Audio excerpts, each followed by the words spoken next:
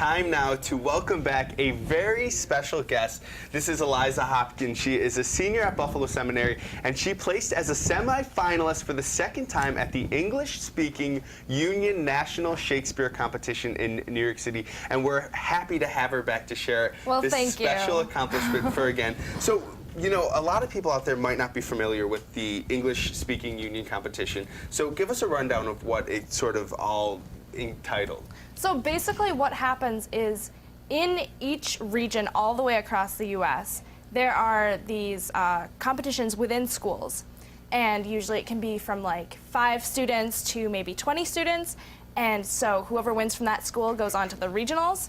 And whoever wins the regionals goes on to New York with a free trip to New York. So that's what I got. And you had to memorize a sonnet. A sonnet and a monologue. And you have to perform those back to back in front of the judges and the audience, and whoever performs it best wins, I guess. So, you know, you will be in a few moments performing your sonnet, but what monologue did you choose to use? I chose an Edmund monologue from King Lear, which is a little bit controversial, I guess, because I'm a girl and I played a man in my monologue, but it was fun exploring different, I guess, gender roles. And we have a picture of the competition, so we're going to pull that up on screen. Now, Shakespeare's pretty hard to understand, and it's even harder to sort of convey all that emotion when you're speaking it. So what was your game plan? How did you figure this all out?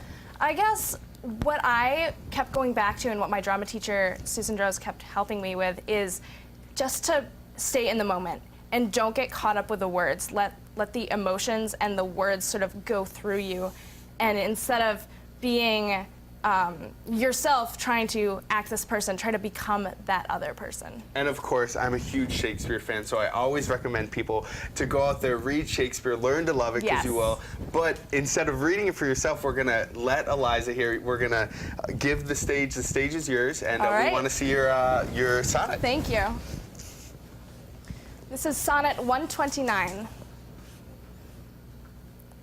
The expense of spirit in a waste of shame is lust in action.